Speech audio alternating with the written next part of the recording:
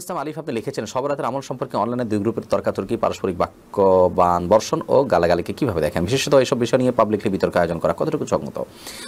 ভাই রামিম, আপনার এই প্রশ্নটি বর্তমান সময়ে খুবই গুরুত্বপূর্ণ। শবে বরাত যেটাকে আমরা বলছি, হাদিসের ভাষ্য মোতাবেক যেটাকে লাইলাতুন নিসফ মিন শাবান বা মধ্য শাবান রজনী বলা হয়েছে, এ রাতের ফজিলত আছে কি নেই, করণীয় আছে কি নেই, বা আমাদের সমাজে যে করণীয়গুলো প্রচলিত আছে এগুলোর কোনটি আছে কোনটি নেই, কোনটি করা যায় কোনটি করাটা গর্হিত, বা আদৌ কোনটি করা যায় কি যায় না, এটা নিয়ে যে বিতর্ক চলছে এই বিতর্কটা নতুন না, অনেক আগে থেকে। কিন্তু একটি কথা আমাদের মাথায় রাখতে হবে যে এই বিতর্কগুলো কোনো অবস্থাতে যেন আমাদের মধ্যে পারস্পরিক সম্পর্ককে নষ্ট না করে। প্রকৃত সত্য হলো এ ধরনের বিতর্কগুলো আমাদের ইগো থেকে বেশিরভাগ হয়ে থাকে, এবং বিতর্কগুলো জিয়ে রাখি আমরা ইগোর কারণে, যতটা না করোনা হাদিসের জন্য তার চেয়ে বেশি আমার ব্যক্তিগত ইগোর কারণে।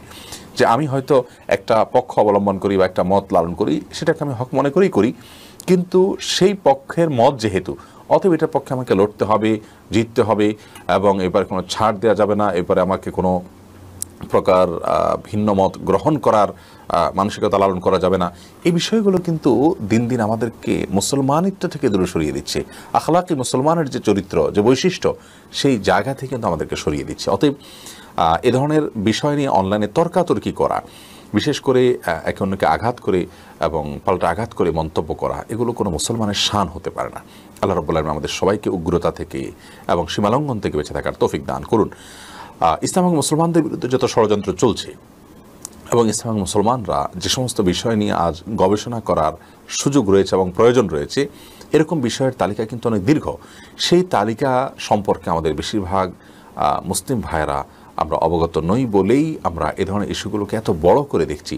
সাহাবীদের মধ্যেও মতো পার্থক্য ছিল, এবং তাবিদের মধ্যে মতো পার্থক্য ছিল, ফোকাহের মধ্যে মতো পার্থক্য ছিল।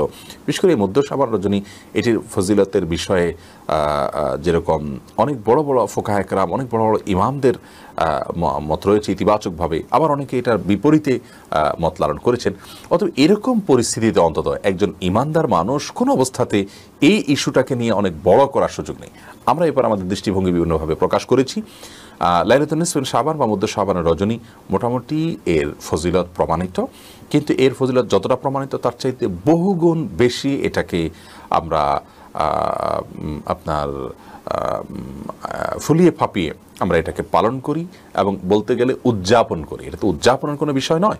শবে বরাত উদযাপন যে হচ্ছে গোটা দেশব্যাপী, এটা কখনোই শরীয়ত সম্মত হতে পারে না।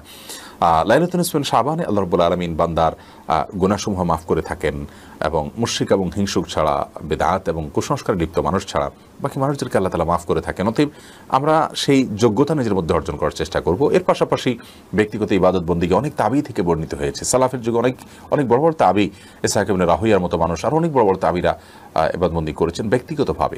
এর জন্য না বিশেষ কোনো সালাত আছে।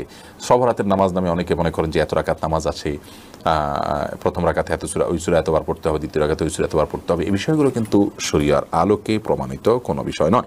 বিধায় একজন ইমানদার শবে বরাত বা লাইলাতুন নিসফ মিন শাবান উপলক্ষে ফজিলত এবং মর্যাদা পাওয়ার আশায় তিনি যে কাজটি করবেন তা হলো, তিনি আল্লাহ রাব্বুল আলামিনের কাছে ক্ষমা পাওয়ার জন্য, সাধারণ ক্ষমা পাওয়ার জন্য শিরক এবং বিদ্বেষ থেকে নিজেকে রক্ষা করবেন, হিংসা থেকে রক্ষা করবেন, এবং তিনি নিজেকে বেদাত এবং কুসংস্কার থেকে রক্ষা করবেন। এটা হলো তার মৌলিক কাজ। এর বাইরে একজন ইমানদার আল্লাহর কাছে ক্ষমা চাইতে পারেন, দোয়া ব্যক্তিগতভাবে বাদ করতে পারেন। দলবদ্ধ কোনো রূপ দেওয়ার কোনো সুযোগ নেই।